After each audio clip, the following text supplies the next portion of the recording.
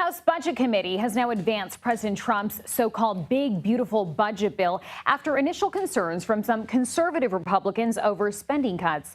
The bill moves one step closer to a floor vote before a Memorial Day deadline, but its path in the Senate still remains unclear. I want to bring in CBS News congressional correspondent Caitlin Huey-Burns, who's on Capitol Hill for us this hour. Caitlin, what changed for Republicans here? I mean, why move forward with this now?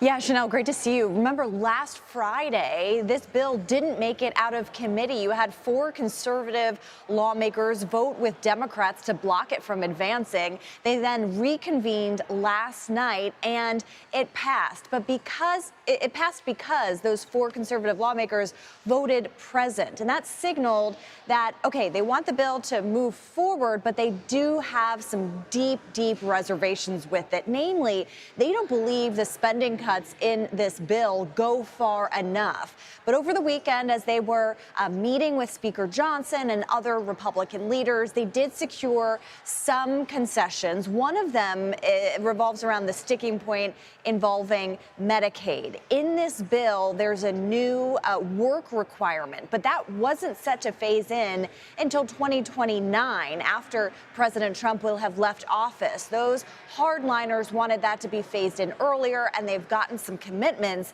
that that will be the case. But they still have a lot to work through in terms of deeper cuts that they want to see. So now that this has passed the Budget Committee, it then has to go through the Rules Committee. I know everybody's eyes are glazing over at all this process, but that is where they can add even more changes to this bill before it gets to the floor on Thursday. Bottom line, there is still a lot of work to do before Thursday, and even if it's put to the floor, there's no sure bet it will pass. They can only afford to lose really a couple of votes here.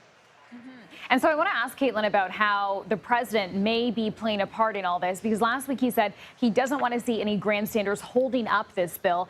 Do you have a sense of how involved he may be in the next steps?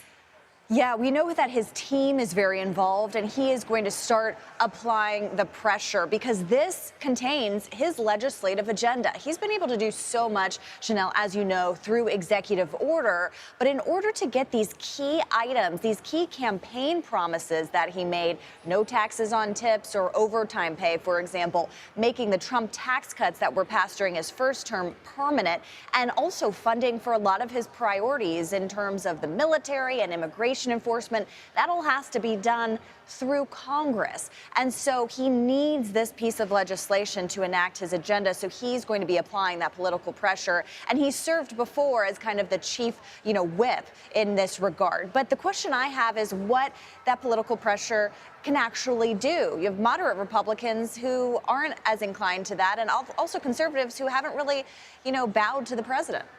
So given that dynamic, I mean, can this pass the Senate if it gets there? Yeah, and that's the big question, Chanel, if it even gets there. And if it does, you've already seen Senate Republicans voice their concern with this bill, saying it needs to go through a lot of changes before they can support it. So even if it passed the Senate, it would still have to go back to the House with those changes. A long way to go. But I will leave you with this, that one Republican Senator, Ron Johnson from Wisconsin, has already equated this to the Titanic. In other words, wow, a sinking ship. All right, Caitlin, thanks for the update. We appreciate this.